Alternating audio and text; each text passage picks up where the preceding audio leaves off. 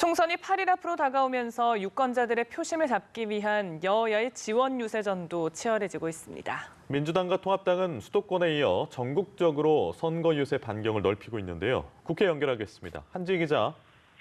네, 민주당은 오늘 서울과 경남, 호남 지원 유세를 동시다발적으로 이어가는데요. 민주당 이인영 공동선대위원장은 서울 서초구를 시작으로 강남과 송파 등 이른바 강남벨트에서 지원 유세를 합니다. 불출마 중진 의원들로 구성된 라떼는 유세단은 거제와 통영 등 경남에서, 임종석 전 청와대 비서실장은 춘천, 고흥, 목포 후보를 찾아 호남 민심 공략을 이어갑니다. 민주당의 총선을 지휘하고 있는 이낙연 공동상임선대위원장은 별도의 후보 지원 유세 없이 종로 민심 다지기에 집중할 예정입니다. 미래통합당 지도부는 수도권뿐 아니라 전국적으로 표심 잡기에 나섰는데요. 아침 일찍 서울 성북을을 찾은 통합당 김종인 총괄선거대책위원장은 이어 강원도와 경기 지역을 차례로 돌며 지지를 호소할 계획입니다. 서울 종로 유세에 주력하고 있는 황교안 대표는 서울 중구 성동을 지역구에서 지상국 후보와 함께 공동 유세에 나섭니다. 유승민 의원은 대전 유성갑과 서구을 그리고 경남 양산갑에 출마한 윤영석 후보의 선거 사무소를 찾아 총선 승리를 당부할 예정입니다. 민생당 손학규 상임선거대책위원장은 어제에 이어 오늘도 수도권 유세를, 정의당 심상정 상임선거대책위원장은 코로나19 확산으로 생계 곤란 등 어려움을 겪는 대학생들과 면담합니다.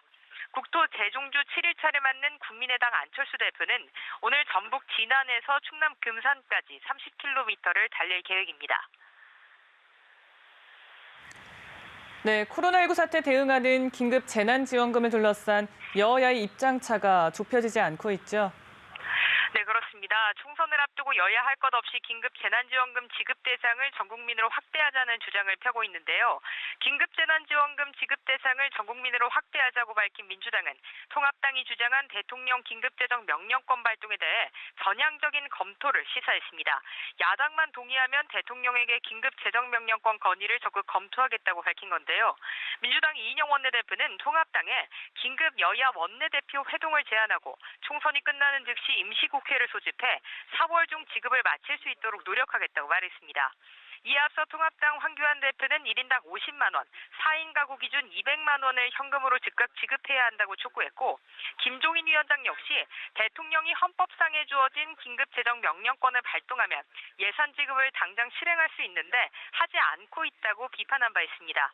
반면 일각에서는 일관성 없는 메시지라는 비판도 일고 있는데요. 통합당 유승민 의원은 긴급 재난금 지원금은 악성 포퓰리즘이라며 통합당이 이에 부원해동한 점은 참으로 안타까운 일이라고 밝혔습니다. 지금까지 국회에서 연합뉴스TV 한지입니다.